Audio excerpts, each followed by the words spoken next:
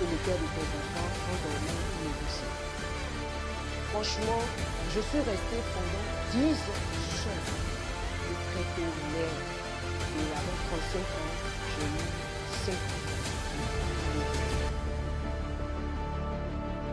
Ça n'a pas été facile. Ça n'a pas été du tout facile. Je avais loué une maison qui était pratiquement une cuisine. Et c'est là-bas que je vivais avec les enfants. C'était très difficile, les enfants. Et quand on finissait les kits, j'étais la mendiante devant la salle des fêtes de Commency, celle qui demandait de l'argent à tout le monde pour pouvoir donner à manger à mes enfants. Il m'arrivait quelquefois de laver les assiettes de ma voisine qui était en face, qui était plus venue à manger à mes enfants.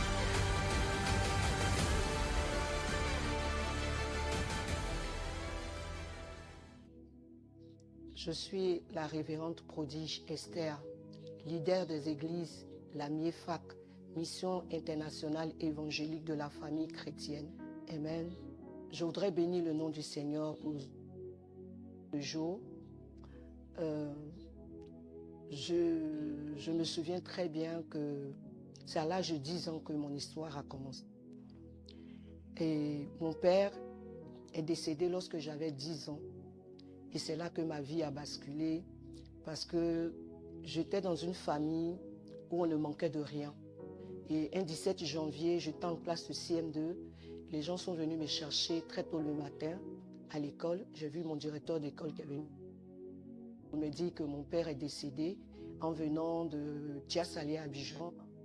Non, mon papa est décédé sur le chemin. Et c'est là que ma vie a pris un coup.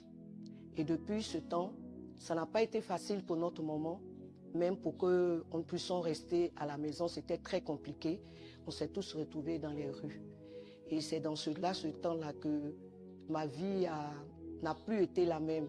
Elle a été vraiment basculée parce que j'étais obligée de vivre de maison en maison, aller chez mes amis pour pouvoir avoir de quoi à manger. Et c'est dans ça que je me suis retrouvée en tant que jeune fille. J'ai été très tôt mère. Et avant 35 ans, j'ai eu 5 enfants. Alléluia. Et c'est dans cette répétition d'échec en échec que j'ai commencé à me poser beaucoup de questions. Je n'avais pas de paix. Je passais tout mon temps à pleurer, à revenir sur mon passé parce qu'il y a quelque chose qui manquait. J'avais un manque affectif. C'est ça que, par la grâce de Dieu, j'ai rencontré une sœur qui m'a parlé de Jésus. Et j'ai donné ma vie à Jésus en 1999. Bon, ma mère, elle était une vendeuse, une simple vendeuse. Elle n'est pas allée à l'école. Ça fait que aussi, à cause du décès de mon père, je n'étais pas bête à l'école. Mais à cause du décès de mon père, j'ai vite arrêté les études pour pouvoir me débrouiller, pour pouvoir avoir une vie stable. Mais malheureusement, en 90, ma mère aussi est partie. Et je me suis retrouvée avec mes 2 filles sur ma main. Et c'est là que mon histoire est devenue encore de plus en plus compliquée. J'ai voulu rentrer dans mon histoire de mon enfant à quelqu'un qui a perdu un parent ou bien qui est orphelin, qui a perdu ses 2 parents, de ne pas se décourager. Jésus est le meilleur père qu'on a jamais eu sur terre. Si tu es orphelin, qu'aujourd'hui tu te retrouves dans une situation où tu passes les nuits blanches comme moi je l'ai fait, je voudrais t'exhorter au travers de ce témoignage, donne ta vie à Jésus, parce que sans Jésus, seul que tu retrouveras le véritable Père et tu retrouveras le véritable amour. Alors, mon père a eu 12 enfants avec 2 femmes, mais c'est que papa était pour nous en même temps un papa et une mère. Vous savez, les enfants sont plus collés à la personne qui est toujours avec eux. Et papa, pour nous, il était notre père à la fois, il était notre mère. Et c'est ce qui a fait que son départ nous a beaucoup affectés. Je suis passée au manque de nourriture. Il m'arrivait quelquefois de ne pas avoir de quoi manger. Et mes rentrées n'étaient jamais sûres. À chaque rentrée, j'étais dans les larmes parce que qui allait me scolariser? Qui a fait que je me suis arrêtée en classe de 3e? Parce qu'il n'y avait personne pour payer mon école. Et il y avait un vide.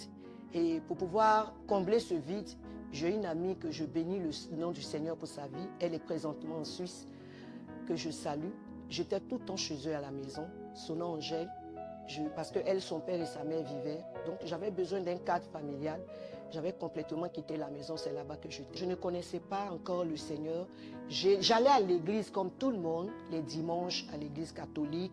J'allais de temps en temps.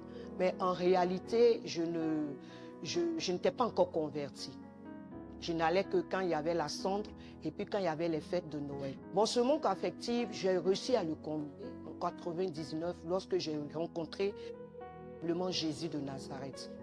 J'ai senti que ce vide-là était parti parce qu'il y avait une présence, il y avait un Dieu de mes côtés.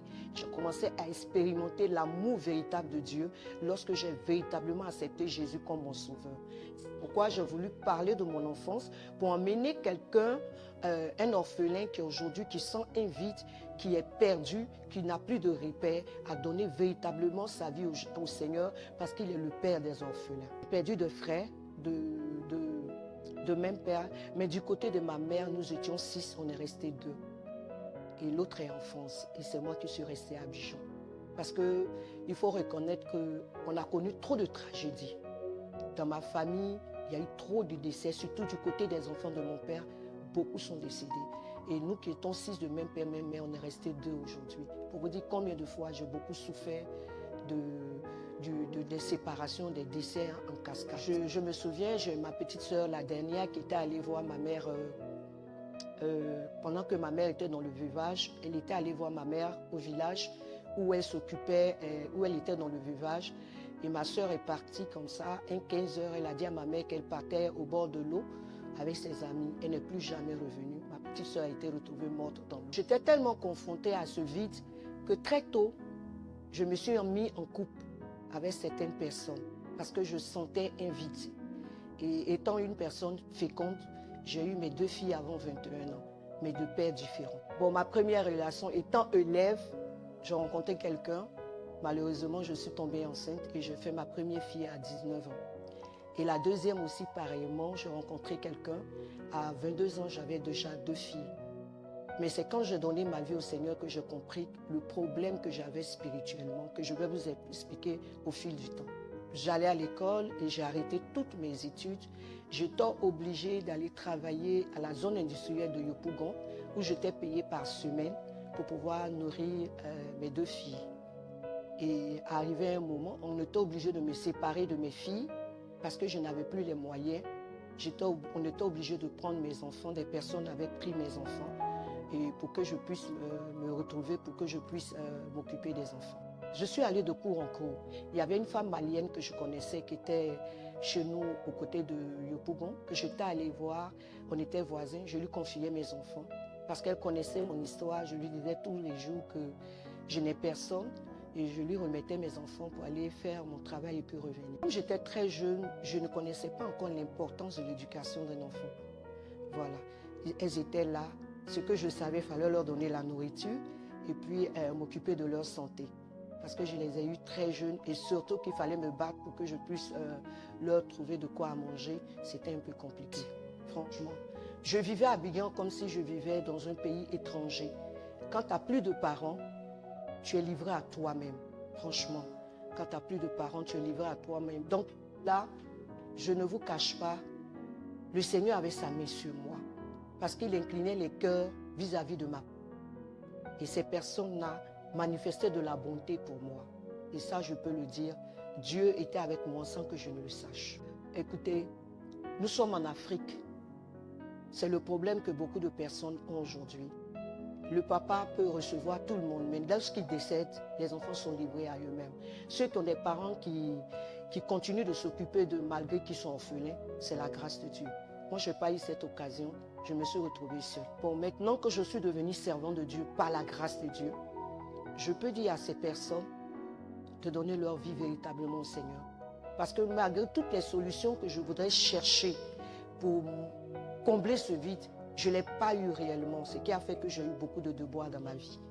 Donc, j'aimerais dire à quelqu'un qui a cette chance de m'entendre et de m'écouter, de donner véritablement sa vie au Seigneur. Sans Dieu seul qu'on peut retrouver la paix et le vide qu'on a au fond du cœur. Franchement dit, je ne souhaite pas ça à une mère.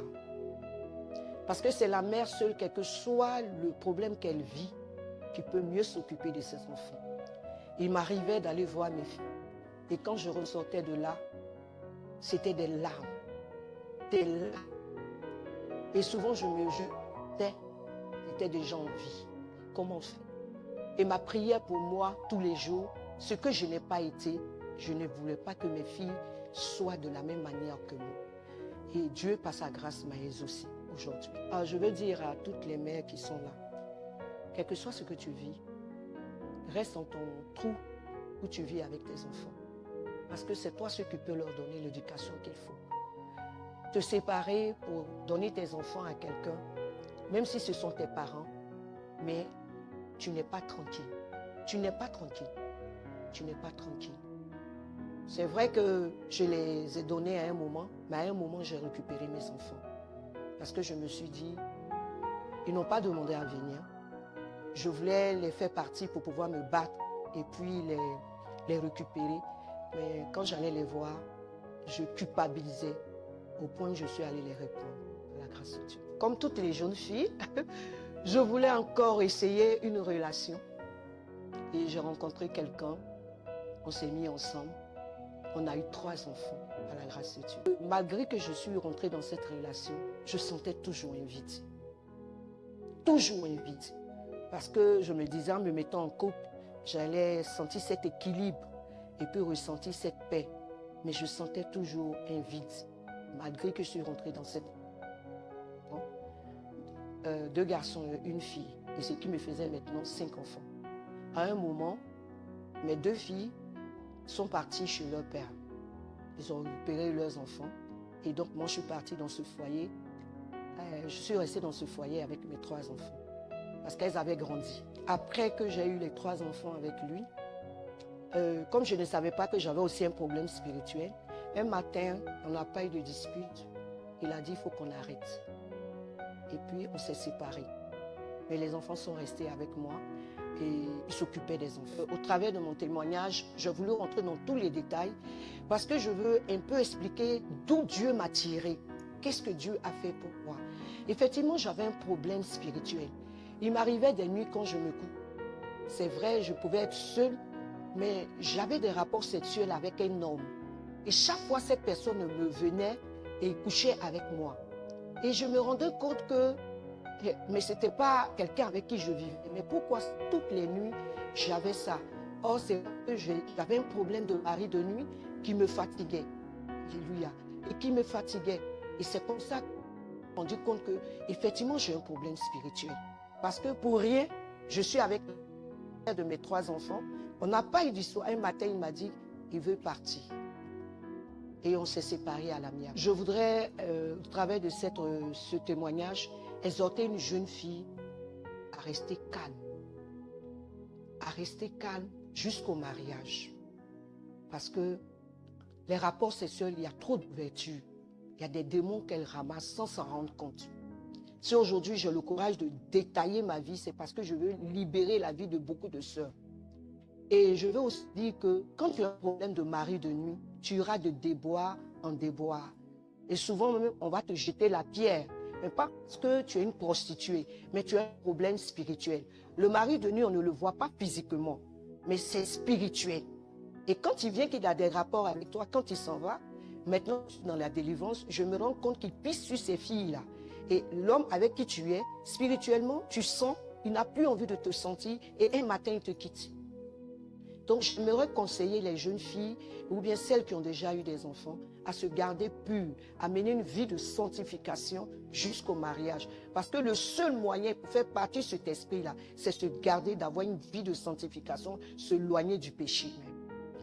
Mais je ne vous ai pas raconté le reste, c'est que les enfants, les 3 enfants, leur papa est décédé après. Et quand il est décédé, j'ai vécu encore une très grande épreuve. Parce que je louais une maison, malgré qu'on n'était plus ensemble, il s'occupait des enfants et la pension des enfants me permettait de payer un loyer et je vivais convenablement avec les enfants. Et un matin, on m'appelle, on me dit, il devait venir payer l'école des enfants. Le soir, j'étais assise à la maison, je vois sa soeur qui arrive et lorsqu'elle arrive, elle vient me trouver, elle me dit, ah, on a découvert que le père de tes enfants, en dormant, il est décédé. Ma vie a basculé encore.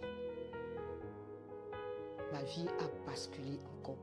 Et là, j'étais dans le Seigneur. Je venais d'accepter le Seigneur. Et ma vie a basculé encore. Ça n'a pas été du tout facile pour moi. Il y avait un manque. Il n'y avait pas de nourriture. Il n'y avait pas de vêtements. Pour ceux qui me regardent, ils m'ont connu à Koumansi. J'étais une mendiante devant le temple du Seigneur.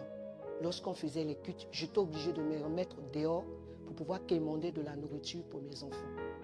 Et je voudrais aussi, au travers de mon témoignage, dire merci aux enfants du comédien Agué Daniel. J'avais loué une maison qui était pratiquement une cuisine. Et c'est là-bas que je vivais avec les enfants. Ça a été très difficile. Je venais d'accepter le Seigneur. Je venais de connaître la personne de Jésus. Il fallait que j'arrête tout, que je me consacre véritablement dans la présence de Dieu. Ça n'a pas été facile. Et je veux profiter de l'occasion pour dire à une mère qui a appelé de ne pas avoir peur. Jésus est Seigneur. Quand Dieu te donne des enfants, il te donnera la provision. Ça n'a pas été facile. Mais comme Paul pouvait le dire, je puis tout par celui qui me fortifie. Et à chaque rentrée, j'étais obligée d'aller, j'avais une amie qui était mariée, une Européenne en zone 4. J'allais chez elle pour faire la lessive, pour qu'elle puisse me donner quelques cahiers pour mes enfants, puisqu'ils étaient orphelins. Ça n'a pas été du tout facile. Je veux dire à quelqu'un, quelles que soient les épreuves que tu traverses, tiens bon, Jésus a un plan pour toi. J'ai rencontré le Seigneur dans des moments très difficiles, où au point j'étais à bout, je me disais que la vie ne valait pas la peine. Parce que, étant à la maison de Yopougon, parce que ma mère avait une maison à Yopougon, j'ai quitté Yopougon parce que c'était compliqué, il n'y avait pas de travail. Et j'ai une amie qui m'avait appelé pour me dire qu'elle pouvait me trouver un travail dans un restaurant à Koumansi. Et c'est ainsi que je suis allée prendre une chambre qui était pratiquement une cuisine pour pouvoir aller travailler dans ce restaurant.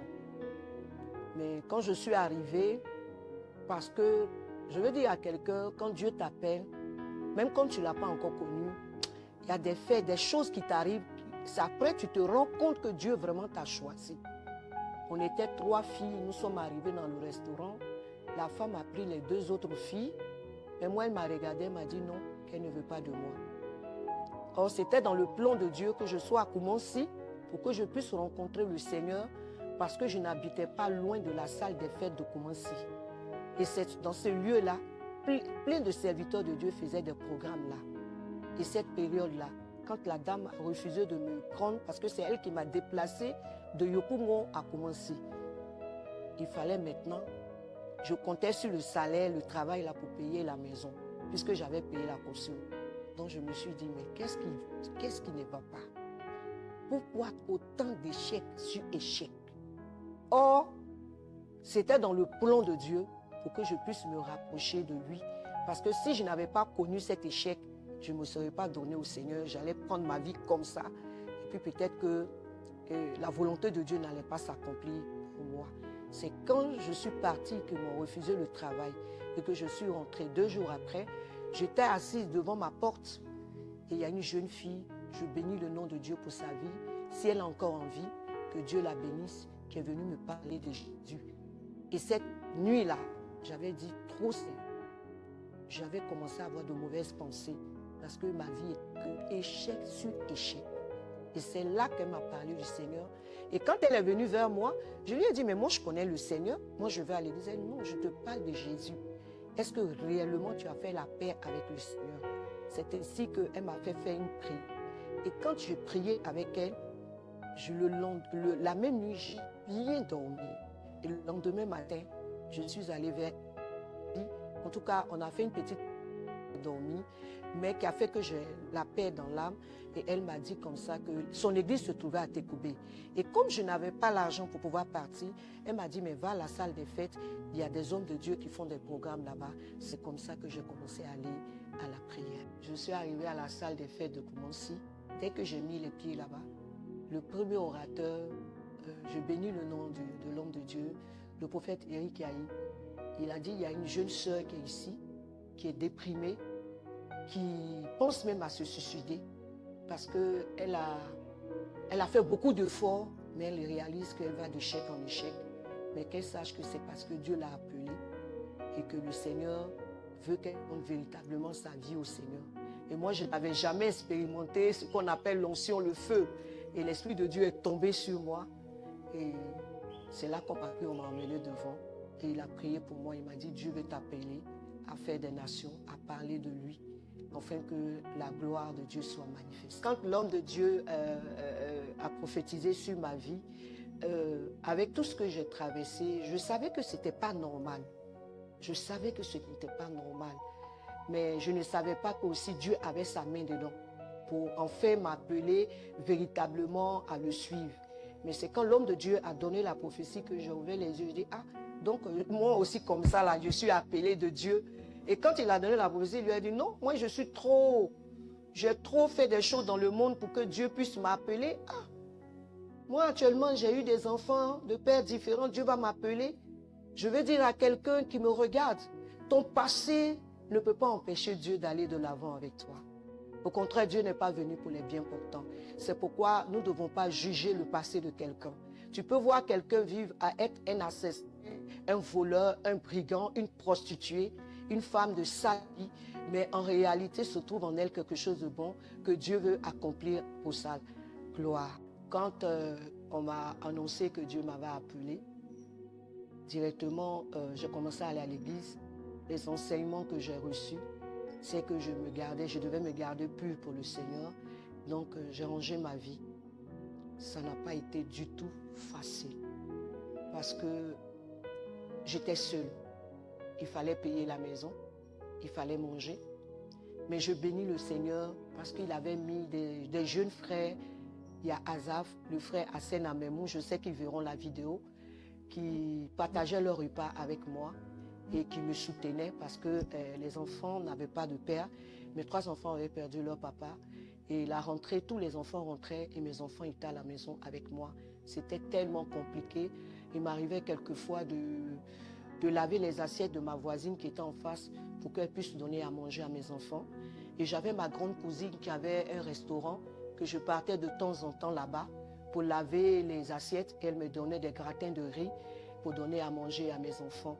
C'était très compliqué. Chaque fois qu'il y avait la rentrée, il fallait que j'appelle telle personne pour avoir un bic, pour avoir un cahier, pour pouvoir scolariser mes enfants. Et quand on finissait les cultes, j'étais la mendiante devant la salle des fêtes de Komonsi, celle qui demandait de l'argent à tout le monde pour pouvoir donner à manger à mes enfants. Et c'était pas facile. Et dans cette épreuve, j'ai beaucoup pleuré, mais Dieu m'a toujours soutenue. Donc, étant une jeune fille, jusque-là, je ne réalisais pas que j'avais un appel sur ma vie. Pour moi, je pouvais vivre comme je voulais. Alors que quand Dieu dit à Jérémie, depuis le sein de ta mère, je te connaissais, je t'avais déjà établi. Je veux dire à quelqu'un, ne copie pas la vie des autres. Ne cherche pas à ressembler aux autres. Parce que notre appel est différent. Et moi, j'avais mes amis, quand on faisait les calculs humains, moi, j'avais un bel avenir. Je ne devais même pas souffrir. Et toutes mes amies qui étaient autour de moi me disaient, tu as plus de chance que nous. Mais elles ont plus évolué vite par rapport à moi parce que Dieu avait un plan pour moi. Je veux dire à quelqu'un, ne te précipite pas pour copier les autres parce que certainement Dieu a un plan pour toi. Tu penses que tu es en retard, mais non, c'est parce que le projet de Dieu pour toi ne s'est pas encore mis en marche. Voilà. Donc, je veux, au travers de là, dire à quelqu'un de ne pas envier la vie des autres. Et après que j'ai eu mes 5 enfants, comme toutes les jeunes filles, Dieu m'avait fait quand même la grâce. Malgré que j'avais mes enfants, j'étais encore très jeune. Si tu me voyais, tu ne peux pas reconnaître que j'ai des enfants. Et j'ai rencontré quelqu'un. Et comme j'étais une femme féconde, là, on s'est mariés, mais à 4. Parce que je lui ai dit que je ne veux plus vivre dans la fornication. On s'est mariés à 4 et on a eu 2 filles. Mais dans ce foyer encore, il y avait une situation. J'étais battue, j'étais méprisée. Mais là déjà, j'exerçais le ministère. Le Seigneur avait commencé à m'utiliser petit à petit. Le Seigneur avait commencé à m'enseigner la parole de Dieu. Et dans ce foyer un matin, j'ai découvert que tous mes enfants spirituels qui étaient autour de moi, c'était ces femmes. Et c'est comme ça que le Seigneur m'a dit, tu as fait le mauvais choix, sors de là. je suis sortie de là. Je vais dire aux sœurs, si je viens rendre mon témoignage aujourd'hui, c'est pour dire aux sœurs que ton élévation dépend du mariage dans lequel tu es. On ne marie pas n'importe qui pour avoir une destinée. Ta destinée peut être détruite si tu as un faux mariage, si le partenaire n'est pas dans la vision dans laquelle tu es. Tu réussiras ton mariage, tu réussiras ton ministère quand tu trouves la personne qu'il te faut. Et je suis sortie de là encore avec 2 enfants, 2 filles, 2 merveilleuses filles parce qu'elles ont grandi aujourd'hui et le Seigneur en a pris soin.